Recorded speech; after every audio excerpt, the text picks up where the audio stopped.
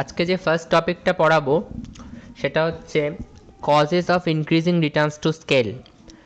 আমরা lodge of production যখন পড়লাম, লজ অফ প্রোডাকশন পড়ার সময় আমরা দেখেছিলাম যে লজ অফ প্রোডাকশনের পুরো সেগমেন্টটাকে আমরা দুটো পার্টে ডিভাইড করেছিলাম।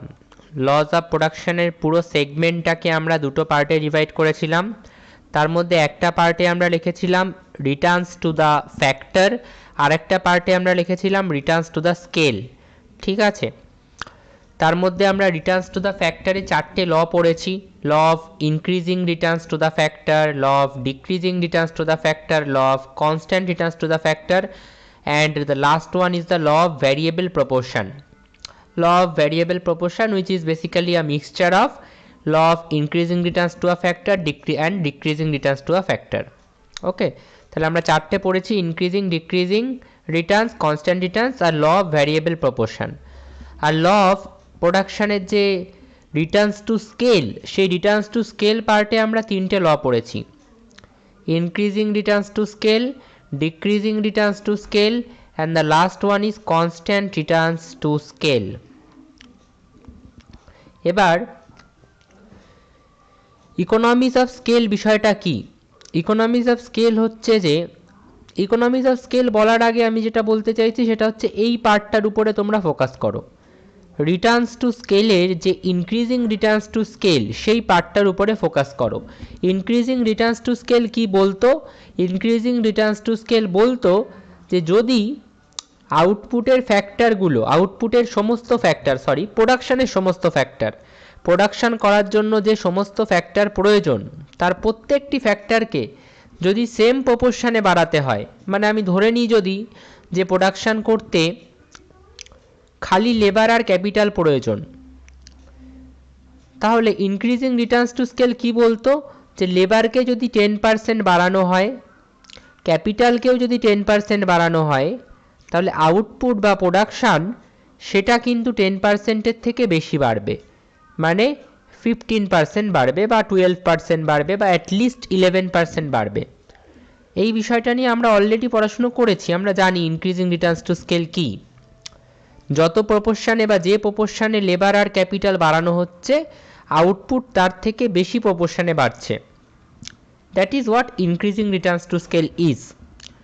এবার এই যে লেবার 10% বাড়ানো হলো, ক্যাপিটাল 10% বাড়ানো হলো, কিন্তু আউটপুট বা প্রোডাকশান 10%-এর থেকে বেশি বাড়লো, এটা কেন হচ্ছে? বা ঘুরিয়ে বলতে গেলে এই যে ইনক্রিজিং রিটার্নস টু স্কেল, এটা কেন হচ্ছে? আইআরএস বা ইনক্রিজিং রিটার্নস টু স্কেল এটা কেন হচ্ছে? কজটা কি, কারণটা কি?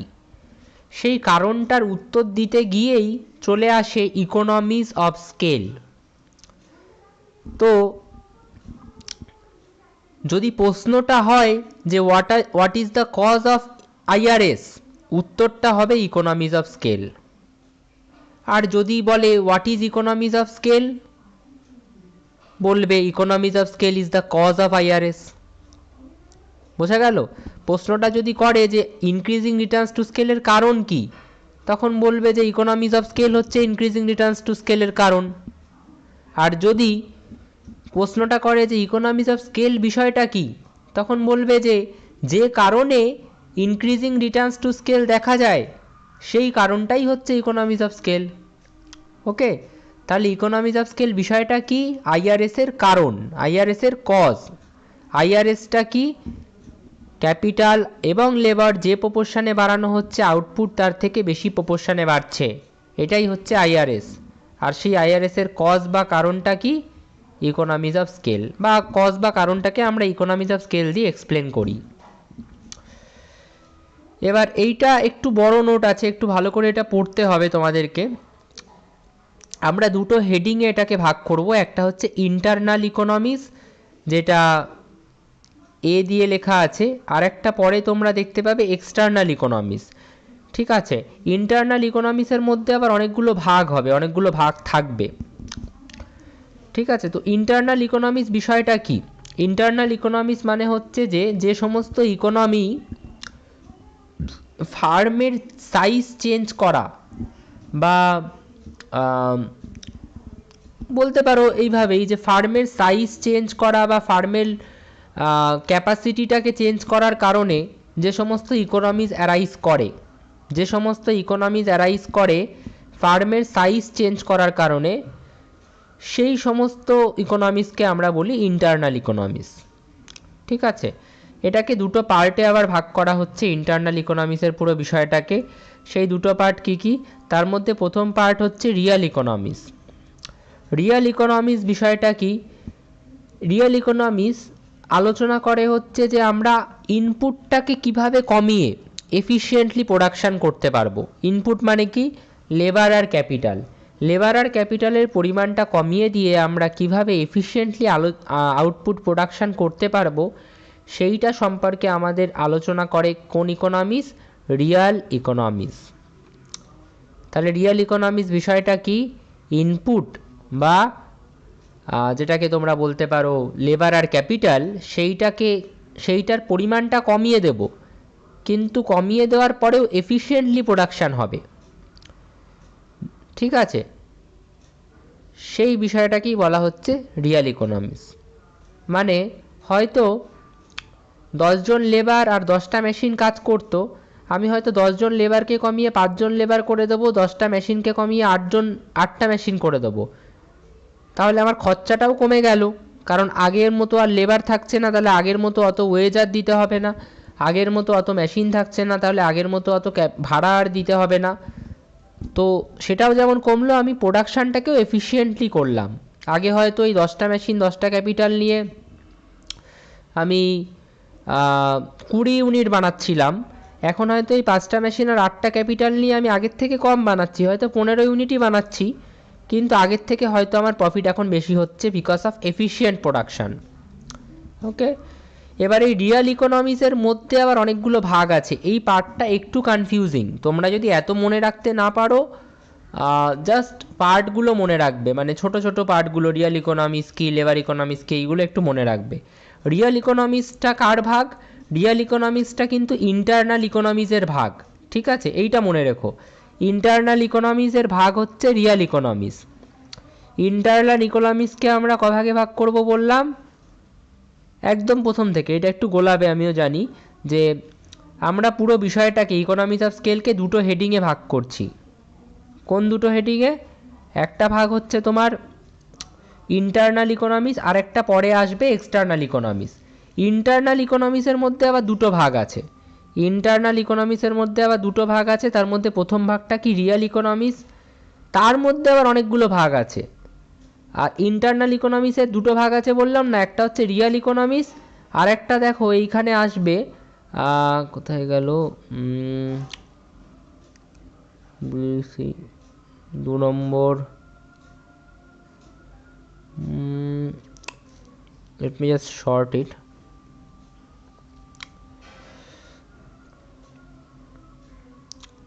ইন্টারনাল ইকোনমিক্সের মধ্যে এই দেখো প্রথম ভাগটা এই রিয়েল ইকোনমিক্স বলে আসছে, তার পরের ভাগটা আসবে হচ্ছে তোমার প্রবাবলি এই ভাগটা 1 2 2,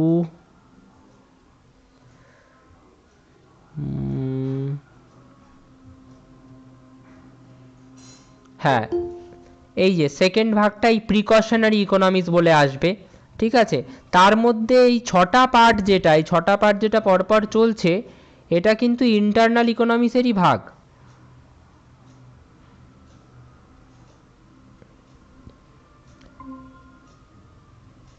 ওকে, তো আমি এই 6টা পার্টকেই অল্প অল্প করে এক্সপ্লেন করে দিচ্ছি, যদি এখন কনফিউজিং লাগে যে কোনটা কিসের পার্ট, লাস্টে ক্লিয়ার হয়ে যাবে। তাহলে প্রথমে আমরা ইন্টারনাল ইকোনমিক্স পড়লাম। ইন্টারনাল ইকোনমিক্সের মধ্যে রয়েছে রিয়েল ইকোনমিক্স। রিয়েল ইকোনমিক্সের মধ্যে আবার 6টা ভাগ আছে, তার মধ্যে প্রথম ভাগটা কি? Labour economics. অভিজিৎ, আমি যখন রিপিট করে দেবো তখন ওটা আমি আরেকবার বলে দিচ্ছি, ঠিক আছে? লেবার ইকোনমিক্সের মধ্যে কি আছে? এটাকে অ্যাকচুয়ালি বলা হয় স্পেশালাইজেশন। লেবার ইকোনমিক্সের বিষয়টা কি?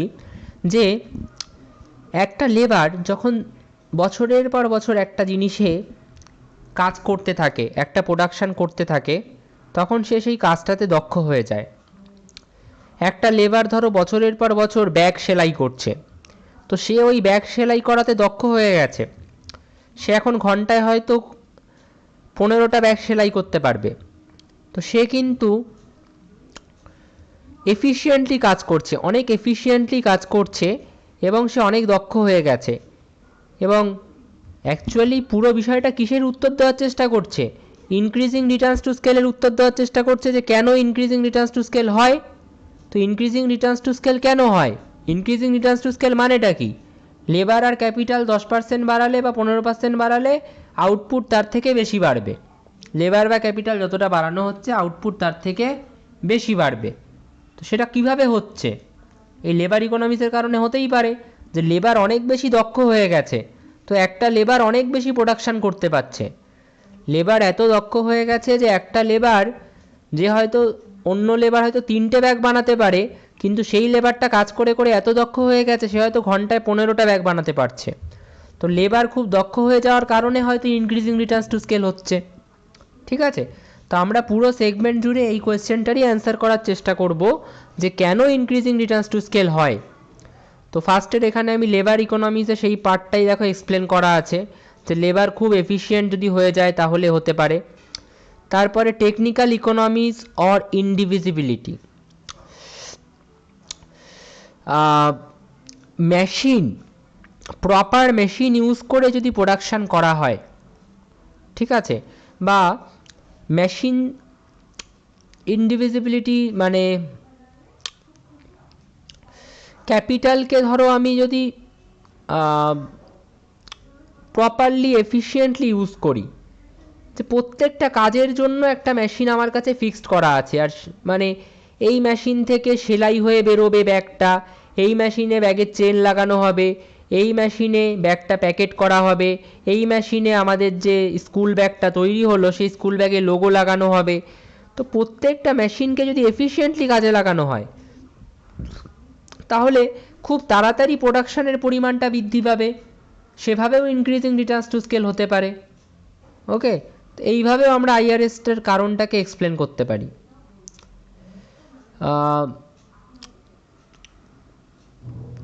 আচ্ছা, এইখানে ইনডিভিজিবিলিটি অফ মেশিন এইটা একটু জেনে রাখা দরকার। ইনডিভিজিবিলিটি অফ মেশিনারি মিনস যে মেশিন তুমি একটা কিনতে পারো, দুটো কিনতে পারো, চারটে কিনতে পারো, 8টা কিনতে পারো, 5টা কিনতে পারো বা 6টা কিনতে পারো, কিন্তু মেশিন তুমি কোনোদিন 2.5টা কিনতে পারবে না বা 3.5টে কিনতে পারবে না বা 3.7টা মেশিন কিনতে পারবে না। মেশিনকে কোনোদিন এইভাবে ডিভিজিবল করা যায় না। এটাকেই বলা হচ্ছে ইনডিভিজিবিলিটি অফ মেশিন। মেশিনকে আমাদের এই রকম সংখ্যাতেই কিনতে হবে। ওকে, আর মেশিনের যদি এই লাস্টে দেখো লেখা আছে এফেক্টিভ ইউটিলাইজেশন অফ ইকুইপমেন্ট, যদি আমরা ইউটিলাইজেশান মানে ইকুইপমেন্ট মানে কি মেশিন, সেটার যদি আমরা এফেক্টিভ ইউটিলাইজেশান করি, সঠিকভাবে কাজে লাগাই, তাহলে প্রোডাকশান বৃদ্ধি পাবে, যেটা আমি প্রথমেই বললাম। ঠিক আছে, টেকনিক্যাল ইকোনমিক্স এর আবার 3টে ভাগ আছে যেগুলো অতটা ইম্পর্টেন্ট যদিও না। টেকনিক্যাল ইকোনমিক্সের মধ্যে প্রথম ভাগটা হচ্ছে ইকোনমিক্স অফ ইনক্রিজড ডাইমেনশনস। যদি আমরা ফার্মের প্ল্যান্ট সাইজ বাড়িয়ে দিই, বা ফার্মটা হয়তো 10 একর জমির উপরে ছিল, আমি হয়তো সেটাকে 30 একর জমির উপরে বানিয়ে ফেলেছি, জমিটার পরিমাণটা বাড়িয়ে দিয়ে 30 একর জমির উপরে ফার্মটা বানিয়েছি। তাহলে এবার আগে হয়তো আমি 2টো মেশিন দিয়ে প্রোডাকশান করতাম, এখন হয়তো আমি 20টা মেশিন দিয়ে প্রোডাকশান করছি, কিন্তু প্রোডাকশানটা এত বেশি হচ্ছে যে আমার খরচাটা আর অতটা লাগছে না, আমার খরচাটা অতটা আর লাগছে না। কিভাবে হচ্ছে এটা ভাবো, 2টো মেশিন চালাতে ইলেকট্রিসিটির বিল আসবে, এবার ইলেকট্রিসিটির পারমিশন করানোর জন্য একটা টাকা দিতে হয় ইলেকট্রিক অফিসকে বা ইলেকট্রিক যে অথরিটি থাকে তাদেরকে। ঠিক আছে, তারপরে মেশিনগুলোর যে পার্টস কেনা, মেশিনগুলোকে প্রপারলি ইউটিলাইজ করা, মেশিনগুলোরকে মেনটেন করা, 2টো মেশিনকে মেনটেন করতে গেলেও অন্তত একটা বা 2টো ইঞ্জিনিয়ার লাগতে হবে, বা মিনিমাম একটা ইঞ্জিনিয়ার তো রাখতেই হবে 2টো মেশিনকে মেনটেন করতে গেলে। সেই ইঞ্জিনিয়ারের একটা খরচ আছে, ইলেকট্রিক বিল নেওয়ার একটা খরচ আছে। এবার আমি যদি 2টো মেশিনের জায়গায় প্ল্যান্ট সাইজটাকে বাড়িয়ে দিয়ে বেশি জমি নিয়ে 20টা মেশিন লাগাই, তো 20টা মেশিনকে দেখার জন্য নিশ্চয়ই আমার 20টা ইঞ্জিনিয়ার লাগবে না, সবকটা মেশিন তো আর একসাথে খারাপ হবে না, 20টা মেশিনকে দেখার জন্য আমি একটা ইঞ্জিনিয়ারকেই রাখবো, যে যখন খারাপ হবে তুমি দেখে দেবে গিয়ে। 20টা মেশিনের ইলেকট্রিক বিল হয়তো বেশি আসবে, কিন্তু ফার্স্টে আমি যখন ইলেকট্রিক লাইসেন্সটা নিচ্ছি, 20টা মেশিনের জন্য নিশ্চয়ই আমাকে বেশি টাকা দিতে হবে না। ইলেকট্রিক লাইসেন্স নেওয়া মানে কি, আমি পাওয়ার সাপ্লাইটা নিলাম, সেটার জন্য তো আমাকে একই টাকাই দিতে হচ্ছে। তো এই কস্টিংগুলো তো বেঁচে যায়। এই কারণে কি হবে, অ্যাভারেজ কস্টটা কমে যায়। অ্যাভারেজ কস্টটা অনেক কারণে কমে, এখানে আমি আর কি মেশিনের ডাইমেনশন দিয়ে বলতে চাইলাম এটাই। তারপরে আছে economies of linked process. Economies of linked process বিষয়টা কি, দেখো একটা ফার্ম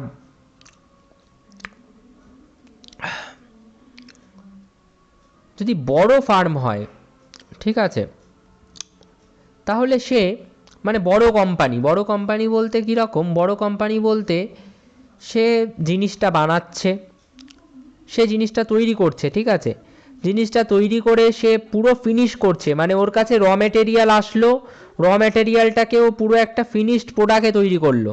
মানে ধরো ওর কাছে এসছে লেদার, চামড়া এসছে, পশুর চামড়া বা লেদার এসছে, ওই লেদারটাকেও ব্যাগে কনভার্ট করলো, ব্যাগটাকে প্যাকেট করলো, প্যাকেট করেও ওরই মার্কেটে ডিস্ট্রিবিউটার আছে ওর কোম্পানিরই, সেই ডিস্ট্রিবিউটারের কাছে দিয়ে দিল।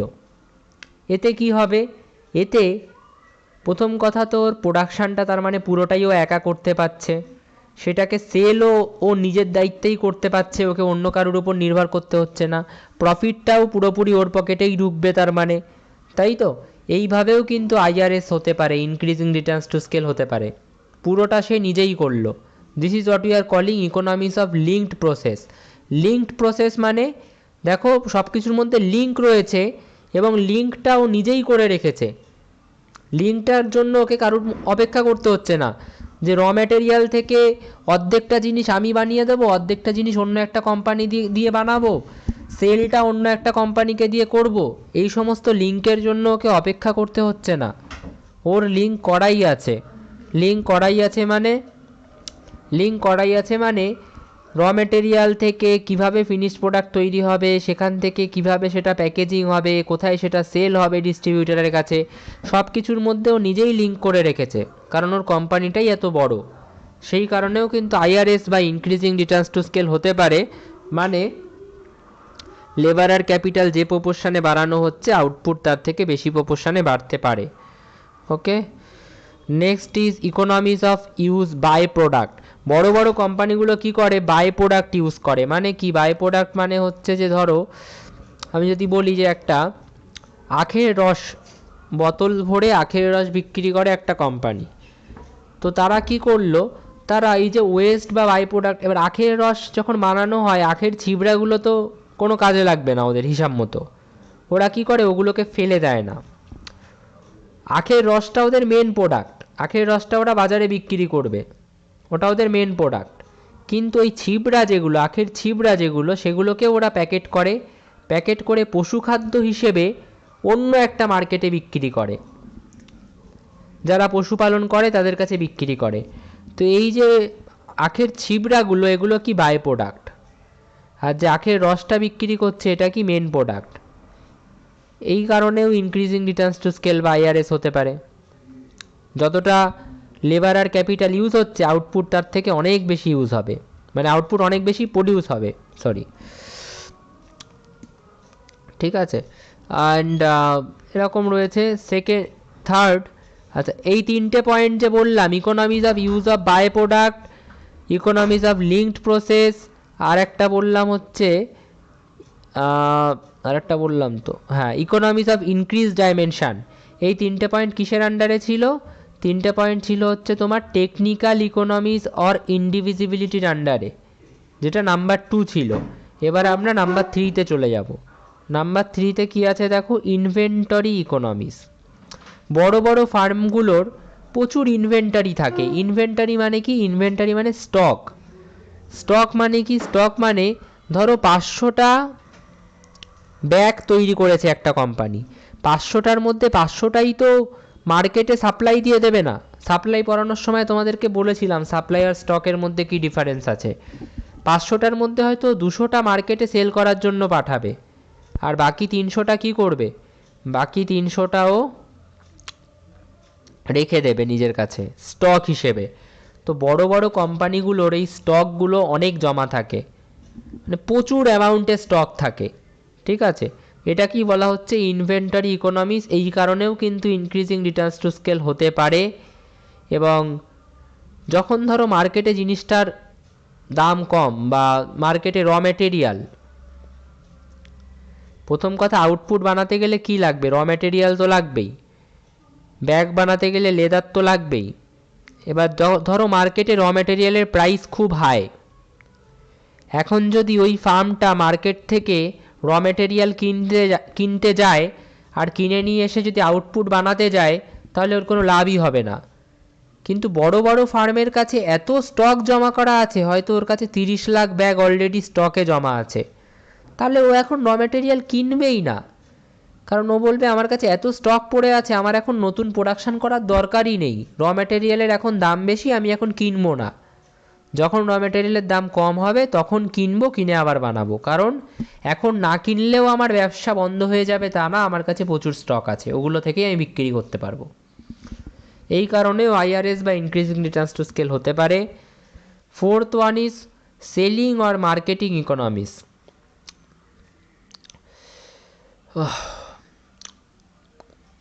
বড় বড় কোম্পানি যেগুলো হয়, লার্জ স্কেল কোম্পানি যেগুলো হয়, তাদের অনেক অপরচুনিটি থাকে। তারা অ্যাড দিতে পারে, ঠিক আছে, টিভিতে অ্যাড দিতে পারে প্রচুর টাকা খরচ করে। তারা আর&ডি মানে রিসার্চ অ্যান্ড ডেভেলপমেন্টের টিম লাগিয়ে কি বেটার করলে ওদের সেল বাড়বে, ওদের প্রোডাক্টে কি এমন করলে সেল বাড়বে, ঠিক আছে। ডিসকাউন্ট দিলে লোকে বেশি কিনবে, নাকি দাম একটু কমিয়ে দিলে লোকে বেশি কিনবে, নাকি বাই ওয়ান গেট ওয়ান দিলে লোকে বেশি কিনবে, সেই সম্পর্কে রিসার্চ করার জন্য রাখা হয় research and development department, R and D department.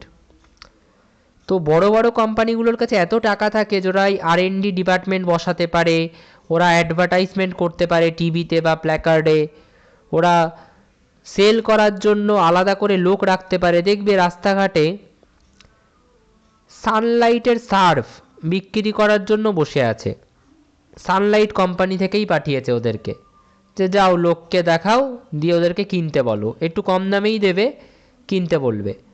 তো ওরা ওই রাস্তার ধারে কি করে, রাস্তার ধারে একটা ওই এরকম তাঁবু মতো খাটিয়ে বিক্রি করছে। কফি, নতুন কোনো কফি মার্কেটে আসলে দেখবা সেই কফিটা ওরা কি করে, ওই রাস্তার ধারে তাঁবু খাটিয়ে বিক্রি করার চেষ্টা করে, ঠিক আছে। তো এই জিনিসগুলো বড় বড় কোম্পানিই করতে পারে, নিজেদের সেলস ম্যান বা সোল ডিস্ট্রিবিউটার ওরা নিজেরাই ঠিক করতে পারে। এই কারণেও ইনক্রিজিং রিটার্নস টু স্কেল বা আইআরএস হতে পারে। তারপরে 5 নম্বর পয়েন্টে আছে ম্যানেজেরিয়াল ইকোনমিস। বড় বড় ফার্মরা মানে এফিশিয়েন্ট এমবিএ পাস করা ম্যানেজারদের হায়ার করতে পারে, এবং ম্যানেজারগুলোকে প্রপারলি কাজে লাগিয়ে আলাদা আলাদা ডিপার্টমেন্ট তৈরি করে কে কোথায় কতটা কাজ করছে, কতটা প্রোডাকশান কোথায় হচ্ছে, সেই সমস্ত বিষয়ের উপর এরা নজর রাখতে পারে, মনিটরিং করতে পারে। ফলে সেই কারণেও প্রোডাকশান কিন্তু বেড়ে যায় বা ইনক্রিজিং রিটার্নস টু স্কেল দেখা যায়। ওকে, ট্রান্সপোর্ট অ্যান্ড স্টোরেজ ইকোনমিস। ট্রান্সপোর্টের কারণেও কিন্তু আইআরএস দেখা যায়। ট্রান্সপোর্টের কারণে কি হয়, দেখো বড় ফার্মগুলো যেগুলো হয় তাদের নিজস্ব ট্রান্সপোর্ট থাকে। নিজস্ব ট্রান্সপোর্ট থাকে মানে কিছু ট্রাক তারা নিজেরাই আগে থেকে ভাড়া করে রাখে, যে ট্রাকে করে তারা যে আউটপুটটা তৈরি করলো সেই আউটপুটটা মার্কেটে যাবে, মানে তাদের নিজস্ব থাকে, ওগুলো কেনাই থাকে। তো ওদের ওইগুলো নিয়ে চিন্তা করতে হয় না, ওইগুলোর কস্টিংটা বেঁচে যায়। প্লাস ওরা তাড়াতাড়ি র ম্যাটেরিয়াল থেকে ফিনিশড প্রোডাক্ট তৈরি করে সেইগুলোকে মার্কেটে তাড়াতাড়ি ফ্রেশলি পৌঁছাতে পারে, তো সেখানে ওরা একটা অ্যাডভান্টেজ পায়। তো ওদের আউটপুট বাড়ে, প্রোডাকশান বাড়ে, প্রফিট বাড়ে। এইভাবেও কিন্তু ইনক্রিজিং রিটার্নস টু স্কেল বা আইআরএস হতে পারে, ঠিক আছে। এইভাবে আমরা এইগুলো দেখতে পাচ্ছি হচ্ছে আইআরএসের এইগুলো সম্ভাব্য কারণ, ইনক্রিজিং রিটার্নস টু স্কেল বা আইআরএস। তাহলে আমরা 1 নম্বর পয়েন্টটা কমপ্লিট করে ফেললাম।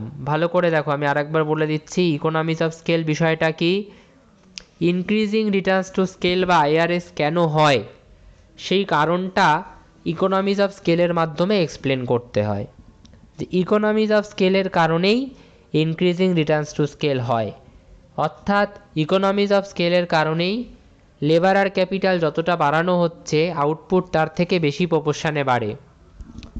ওকে, এবার তার মধ্যে আমরা প্রথম দুটো হেডিংয়ে পুরোটাকে ভাগ করব বলেছি, একটা হচ্ছে ইন্টারনাল ইকোনমিক্স, একটা হচ্ছে এক্সটার্নাল ইকোনমিক্স। এক্সটার্নাল ইকোনমিক্স একদম লাস্টে আসবে।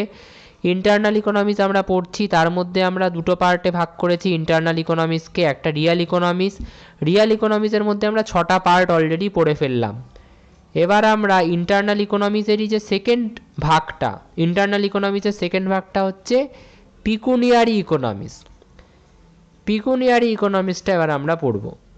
আর এটা হয়ে গেলেই দেখো শুরু হয়ে যাবে এক্সটার্নাল ইকোনমিক্স। ঠিক আছে, আশা করি এবার অনেকটা ক্লিয়ার হচ্ছে। পিকুনিয়ারি ইকোনমিক্স বিষয়টা কি, একটা ফার্ম যদি ধরো, এটা অনেকটা ওরকম যে আমি হেডফোনের ব্যবসা করি, তো হেডফোন বানাতে গেলে আমার তার কিনতে হয়।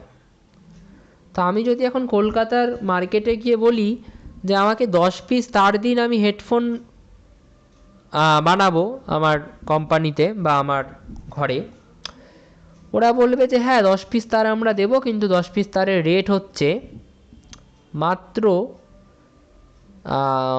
5 টাকা পার পিস। এবার আমার একটা বন্ধু আছে, তার অনেক বড় কারখানা, সে অনেক বেশি প্রোডাকশান করে, লার্জ স্কেলে প্রোডাকশান করে। সে ওই একটা দুটো হেডফোন বানায় না, সে 20-30টা মানে 20-30 লাখ হেডফোন বানায়। তো সে ওই মার্কেটে গিয়ে কি বলছে, সে ওই মার্কেটে গিয়ে বলছে যে আমিও হেডফোন বানাবো, আমার 5 লাখ বা 5 লাখ না, ধরো 10 লাখ, আমার 10 লাখ পিস তার লাগবে। তোরা তো ওকে পুরো প্রথমে বসতে টসতে দেবে, মিষ্টি টিষ্টি খাওয়াবে, বলে স্যার বসুন স্যার, প্লিজ স্যার আর কিছু দেখলে বলুন। তারপরে ওকে এই 5 টাকা পার পিস আমার কাছে চেয়েছিল, ওর কাছে হয়তো 1 টাকা পার পিস চাইবে। তাহলে ও কম দামে কেন পেলো? এই র ম্যাটেরিয়ালটা আমি 10 টাকা 5 টাকা পার পিসে পাচ্ছি, ও 10 লাখ, ও 1 টাকা পার পিসে পেলো কেন? প্রথম কথা, ও বেশি নিচ্ছে, ও র ম্যাটেরিয়ালটা বেশি কিনছে। এবার কথা হচ্ছে, ও র ম্যাটেরিয়ালটা বেশি কেন কিনছে? ও র ম্যাটেরিয়ালটা বেশি এই কারণেই কিনছে যে ও লার্জ স্কেলে প্রোডাকশান করবে, ও অনেক বেশি প্রোডাকশান করবে, লার্জ স্কেলে প্রোডাকশান করবে, তাই ও বেশি র ম্যাটেরিয়াল কিনছে, তাই ও কম দামে জিনিসটা পাচ্ছে। এটাকেই বলা হচ্ছে পিকুনিয়ারি ইকোনমিক্স।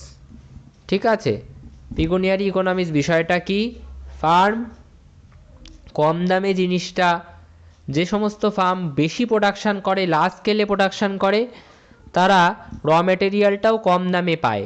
কেন? কারণ র ম্যাটেরিয়ালটা তারা অনেকটা কেনে একসাথে, তাই তারা কম দামে পায়। ঠিক আছে, তো এগুলো তোমরা রিয়েল লাইফের সাথে মিলিয়েও দেখতে পারো। Next is external economics. External ইকোনমিক্সে আমরা এবার চলে যাব। এই এক্সটার্নাল ইকোনমিক্সরা, মানে এক্সটার্নাল ইকোনমিক্স যে বিষয়টা, একটা ফার্ম যখন এক্সপ্যান্ড করে, একটা ফার্ম যখন ইন্ডাস্ট্রিতে এক্সপ্যান্ড করে, তখন এই এক্সটার্নাল ইকোনমিক্সটা দেখা যায়। ঠিক আছে, ইন্ডাস্ট্রিতে এক্সপ্যান্ড করে মানে কি, সব দিক থেকে এক্সপ্যান্ড করতে হবে। সব দিক থেকে এক্সপ্যান্ড করতে হবে মানে কি, জমিও বাড়াতে হবে।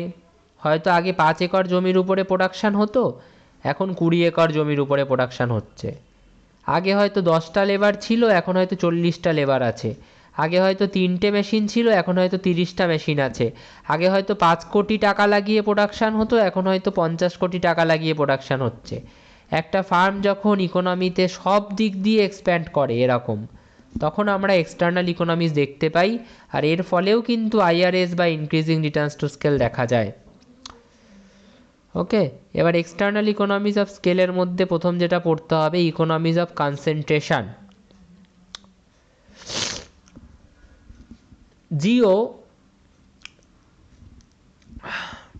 ভোডাফোন বা ভিআই আর এয়ারটেল, ভারতে পুরো ভারতবর্ষ ঘুরে দেখলে তোমরা প্রায় 32টা সিম কোম্পানি পাবে।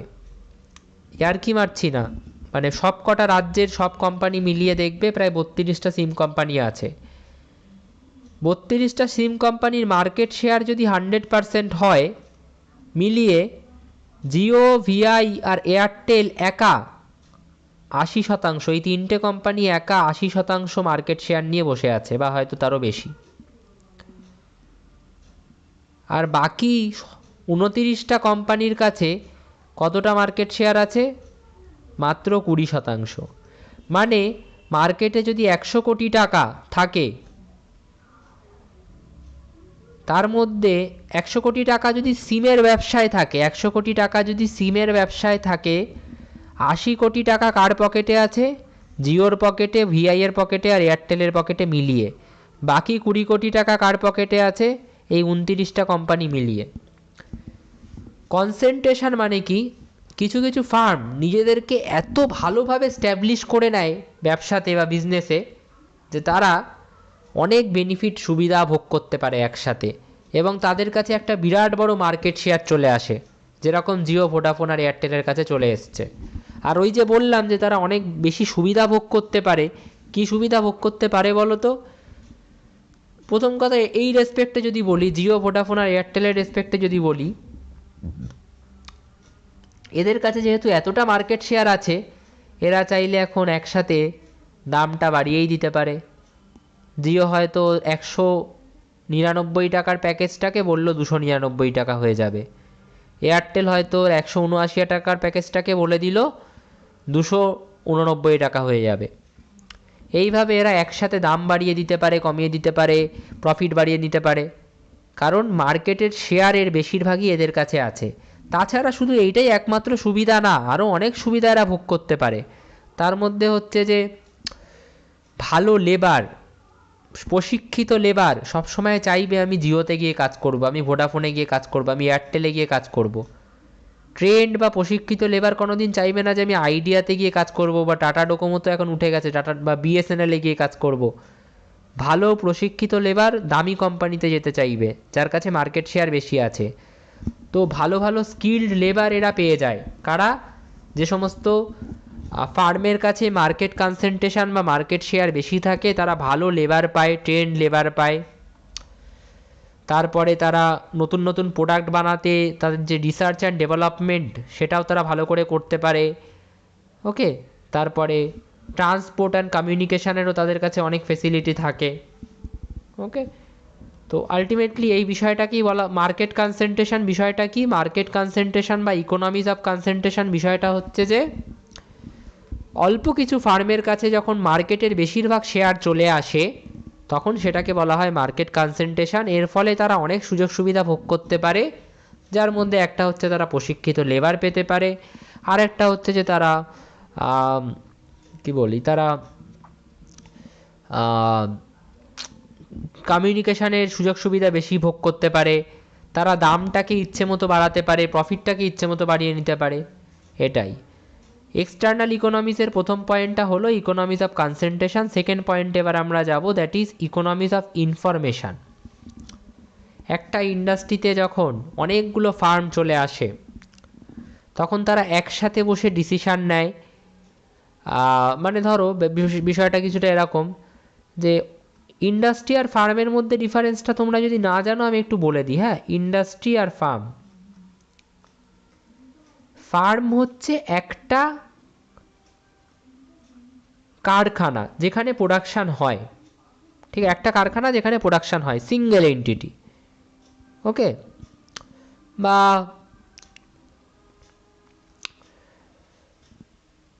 আমি যদি বলি যে হুন্ডাইয়ের ফার্ম, হুন্ডাইয়ের গাড়ি তৈরি হচ্ছে কোথায় কোথায়? কলকাতায় হচ্ছে, ব্যাঙ্গালোরে হচ্ছে, পুনেতে হচ্ছে, হায়দ্রাবাদে হচ্ছে, রাইট, আরও অনেক জায়গায় হচ্ছে। তো এই কলকাতায় হুন্ডাইয়ের গাড়ি যেখানে তৈরি হচ্ছে সেটা একটা ফার্ম, ব্যাঙ্গালোরে হুন্ডাইয়ের গাড়ি যেখানে তৈরি হচ্ছে সেটা একটা ফার্ম, পুনেতে হুন্ডাইয়ের গাড়ি যেখানে তৈরি হচ্ছে সেটা একটা ফার্ম, হায়দ্রাবাদে হুন্ডাইয়ের গাড়ি যেখানে তৈরি হচ্ছে সেটা একটা ফার্ম। ঠিক আছে, এইভাবে হুন্ডাই হলো, মারুতি, হুন্ডাই, বিএমডাব্লিউ, তারপরে এরকম বিএমডাব্লিউরও ফার্ম রয়েছে বিভিন্ন জায়গায়। ঠিক আছে, তারপরে মার্সিডিজেরও ফার্ম রয়েছে বিভিন্ন জায়গায়। এবার ইন্ডাস্ট্রিটা কি? ইন্ডাস্ট্রি হচ্ছে এরা সবাই বানায় তো গাড়ি। যে সমস্ত ফার্ম, পৃথিবীর যত ফার্ম গাড়ি বানাচ্ছে, পৃথিবীর যত ফার্ম গাড়ি বানাচ্ছে সেই সমস্ত ফার্মকে একসাথে নিয়ে আমরা সেটাকে বলছি ইন্ডাস্ট্রি। এর মধ্যে ব্যাঙ্গালোরের যে ফার্মটা হুন্ডাই গাড়ি বানাচ্ছে আর আরবের যে ফার্মটা BMW গাড়ি বানাচ্ছে, দুটো ফার্মই কিন্তু এই ইন্ডাস্ট্রির মধ্যে থাকবে। সমস্ত ফার্ম যারা গাড়ি বানাচ্ছে তারা এই ইন্ডাস্ট্রির মধ্যে থাকবে। এই ইন্ডাস্ট্রিটার নাম আমরা কি দেবো? Automobile industry. যারা গাড়ি বানায়, অটোমোবাইল ইন্ডাস্ট্রি। সেরকম বিভিন্ন জিনিসের ইন্ডাস্ট্রি হতে পারে। মোট কথা ওই জিনিসটা যত ফার্ম বানাচ্ছে পৃথিবীতে সব ফার্মকে মিলিয়ে হচ্ছে ওটার ইন্ডাস্ট্রি। ওকে, এবার ইকোনমিজ অফ ইনফরমেশান কি? ইকোনমিজ অফ ইনফরমেশান হচ্ছে যে ধরো কলকাতায় দুটো ফার্ম আছে বা চারটে ফার্ম আছে, তো চারটে ফার্মই কি বানাচ্ছে? চারটে ফার্মই হুন্ডাইয়ের গাড়ি বানাচ্ছে, হুন্ডাই i10। এবার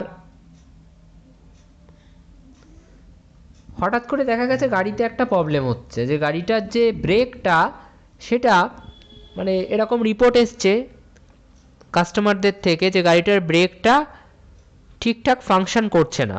তো এই প্রবলেমটা কিভাবে সলিউশন করা যায়, কিভাবে সমাধান করা যায়, তার জন্য এই সবকটা ফার্ম নিশ্চয়ই এখন রিসার্চ অ্যান্ড ডেভেলপমেন্ট করতে বসবে না, রিসার্চ করতে বসবে না, পরীক্ষা করতে বসবে না। হয়তো এই ডি ফার্ম, এই ডি নম্বর ফার্মটা হয়তো রিসার্চ করলো, করে দেখলো যে ওদের গাড়ির যে তারটা, ওই তারটার মেটালটা চেঞ্জ করতে হবে, যে মেটাল দিয়ে তারটা বানানো হচ্ছে সেই তারটা চেঞ্জ করতে হবে। এই বাকি ফার্মগুলো খবর পেয়ে গেল যে হ্যাঁ এই তারটা চেঞ্জ করতে হবে, কারণ একই জিনিস বানাচ্ছে, সব কোরিলেটেড, এরা একে অপরের সাথে কানেক্টেড, তাই তো? তো এদেরকে তো আর আলাদা করে রিসার্চ করতে হলো না, এরা তো খবরটা পেয়ে গেল। এইবার এরা নিশ্চয়ই কম খরচে, কম এফার্ট দিয়ে, কম অ্যাক্টিভিটি করে নিজেদের প্রোডাকশানটাকে বাড়াতে পারবে। এইভাবেও তো ইনক্রিজিং রিটার্নস টু স্কেল হতে পারে, তাই না? এটাকেই বলা হচ্ছে ইকোনমিজ অফ ইনফরমেশান। একই ধরনের ফার্ম ইন্ডাস্ট্রিতে যদি অনেক বেড়ে যায়, ইন্ডাস্ট্রিতে একই ধরনের ফার্ম যদি অনেক বেড়ে যায়, তারা কালেকটিভলি কাজ করে আর রিসার্চ করে একে অপরকে সুবিধা প্রদান করে। একজন রিসার্চ করে, বাকি সবাই সেটা সুবিধা পেয়ে যায়। আচ্ছা, ব্যাস এইটুকুই। রিটার্নস টু আ ফ্যাক্টর আর রিটার্নস টু স্কেল তো আমি তোমাদেরকে পড়িয়ে দিয়েছি, এখানে আলাদা করে ওটার আর কিছু বলার নেই। তো আমি প্রথম থেকে একবার বলছি, পয়েন্টগুলো মনে রাখবে এখানে। ইকোনমিজ অফ স্কেল বিষয়টা কি? ইকোনমিজ অফ স্কেল বিষয়টা হচ্ছে যে ইনক্রিজিং রিটার্নস টু স্কেল কেন হয়, সেই কেনটার উত্তর দিতে গিয়ে আমরা ইকোনমিজ অফ স্কেল পড়ে থাকি। ইনক্রিজিং রিটার্নস টু স্কেল মানে কি? লেবার যদি 5% বাড়ানো হয়, ক্যাপিটাল যদি 5% বাড়ানো হয়, আউটপুট বা প্রোডাকশান 5%-এর বেশিই বাড়বে। 5%-এর বেশি মানে 7% বাড়তে পারে, 8% বাড়তে পারে, বাড়বে। 5%-এর বেশিই বাড়বে আউটপুট, এটাকেই বলা হয় ইনক্রিজিং রিটার্নস টু স্কেল। সেটা কেন হয়? সেটা কেন হয় পড়তে গিয়ে প্রথমে আমরা পড়লাম দুটো কারণ হতে পারে। একটা হচ্ছে ইন্টারনাল ইকোনমিক্স, একটা হচ্ছে এক্সটার্নাল ইকোনমিক্স। ইন্টারনাল ইকোনমিক্সের মধ্যে আমরা দুটো পার্টে ভাগ করলাম পড়াশুনোটাকে। একটা হচ্ছে রিয়াল ইকোনমিক্স, রিয়াল ইকোনমিক্সের মধ্যে আমরা আবার 6টা পার্ট পড়ে ফেলেছি। আর একটা সেকেন্ড পার্ট বললাম যেটা, সেটা কি? সেটা হচ্ছে পিকুইনারি ইকোনমিক্স হয়ে গেল। তারপর এক্সটার্নাল ইকোনমিক্সে চলে আসলাম। এক্সটার্নাল ইকোনমিক্সের মধ্যে আবার আমরা দুটো পার্ট পড়লাম, একটা হচ্ছে ইকোনমিক্স অফ কনসেন্ট্রেশন আর একটা হচ্ছে economics of information. Now tell me if there is any doubt to any particular point.